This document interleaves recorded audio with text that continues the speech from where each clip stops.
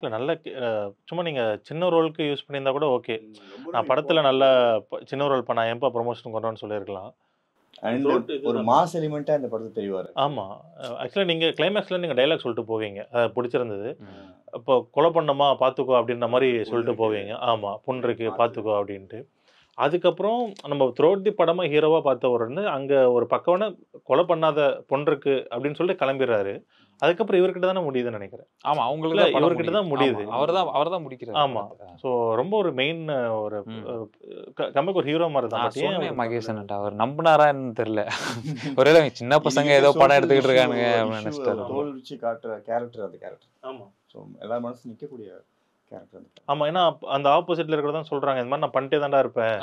நான் கமெண்ட் போட்டு தான் இருப்பேன். என்னால என்னடா பண்ண முடியும் அப்படின்றப்போ இப்போ இருக்கிறதுக்கு நல்ல ஒரு மெசேஜ். அது அவர்தான் சாவடிக்கிறார் அப்படின்றப்போ நல்ல ஒரு கேரக்டர். இந்த மாதிரி சில பேர் யூஸ் பண்ணாம போறனால இல்ல நீங்க ஒரு நல்ல படம் கொடுத்துட்டீங்க. அந்த ஒரு இதுல இருங்க அவ்வளவுதான். மத்தபடி இப்போ நீங்க திருக்குறள் சொன்னீங்கல்ல. ஸோ அந்த மாதிரி இதுல வந்துட்டு வந்துட்டா ஓகே தான் நினைக்கிறேன். Super brother. நல்லா இருந்தது கான்வர்சேஷன்.